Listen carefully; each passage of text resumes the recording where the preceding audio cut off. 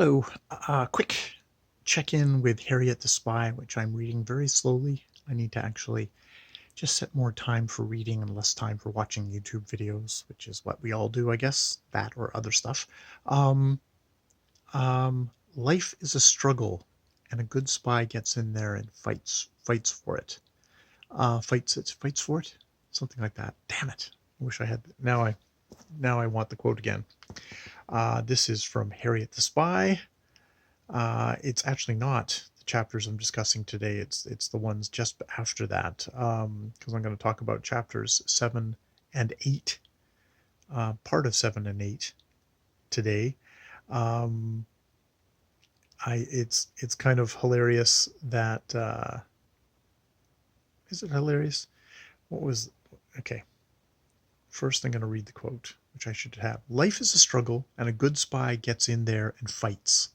Remember that. No nonsense. That is old Golly's last words to Harriet as she leaves, which is good words to live by, as we are all spies in this world. Um, yeah. There's other ones here of like, she sat down to read. How I love to read, she thought. The whole world gets bigger, just the way old Golly said it was when Mr. Waldenstein proposed. Yeah, old Miss Golly said, like, how did she know that she was like in love with him? It's like the whole world got bigger. And it's interesting that Harriet kind of connects that with reading, of like the whole world gets bigger when you read, because you get taken into somebody else's world, created worlds, and just the mind of other people comes, and that's lovely stuff to be slipping into a kid's book. Um, in the sections that I'm thinking about today, which actually come after, it's in part two.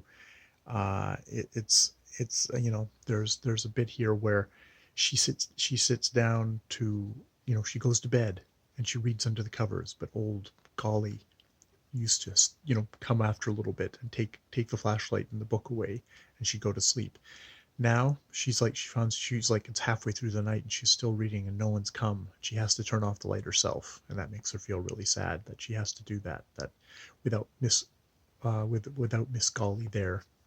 You know, she has to sort of take care of herself, and that's a bit of a simmering thing throughout these sections of she's there's no one there to, no one there to to to kind of notice her that way. And when she discovers something, she sees something, she's like, oh, I can't wait to tell old Golly that. And then she goes, oh, I forgot. And it is like a death, she says. And she does Harriet kind of equates it with death. When somebody goes away, there's things you want to tell them. When somebody dies, maybe that's the worst thing. You want to tell them the things that happened after. Old Golly isn't dead. Yeah, she's not dead, but it kind of feels that way. It feels that way to her, which is a really good thing. And I mean, she slams the book and she has a feeling akin to rage, which is, it's like, it's anger at sadness, anger that something's been taken away. We also have a good section here of kind of the politics of school. They're always having votes about stuff, and Harriet and her little gang are always on the losing end of those votes. There's the majority, and they always kind of get to push what they want to do, whether it's much better or more interesting. It's, obviously we're with Harriet, so obviously her stuff is most interesting, but it's sort of like a little bit of the politics of life. Like, you're probably going to be in the minority in life, kid, that I'm speaking to. You're probably going to be in the minority, and school sucks in that way because it's about the majority. And unfortunately, there's a lot of how life is, that we all have to kind of get along. We all have to kind of make a consensus decision about stuff. There's an interesting thing about politics in here.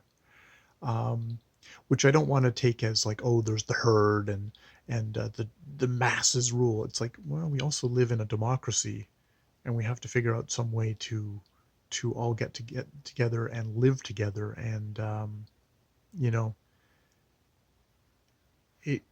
you end up giving up stuff, and you also end up gaining stuff by having everybody working together.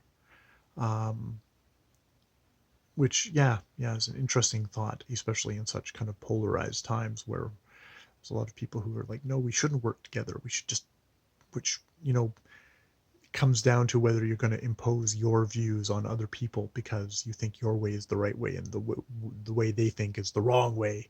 Um, yeah. So those are thoughts.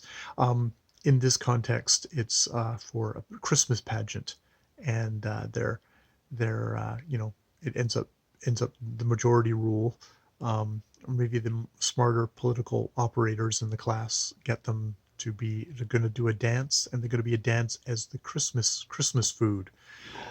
And Harriet is an onion, which she finds highly offensive and starts yelling, I will not do this, I quit," which you can't help think is also a reflection of her general kind of anger at the moment, her sadness and anger at the moment because of old Golly being gone. It's like she's notes to herself. It's like, I never said that before. I've never tried to quit or absolutely refuse something at school. Just like, maybe we're getting into, there's the developmentally being more resistant, not being the polite little kid. But there's also, old Golly being gone. And we have this really funny thing with the teacher, the drama dance teacher, who is really into this, and is very, very, very passionate. Once and for all, your essential beautiful self, full grown, radiant. Miss Barry's eyes were beginning to glaze. One arm was outstretched towards the skylight. Half of her hair had fallen over one ear. She held the pose in silence. Miss Ellison coughed. It was a things aren't getting altogether out of hand cough.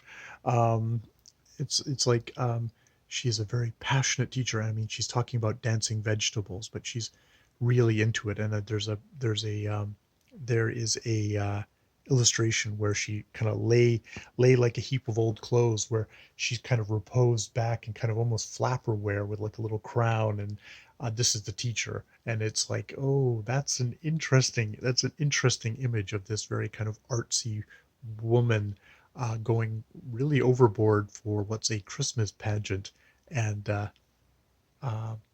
it's both heartening and both like, oh, this is somebody who's had kind of her own thwarted ambitions and dreams, and has ended up having to try and pour this passion into a Christmas pageant with dancing vegetables, and maybe taking things a little bit too seriously.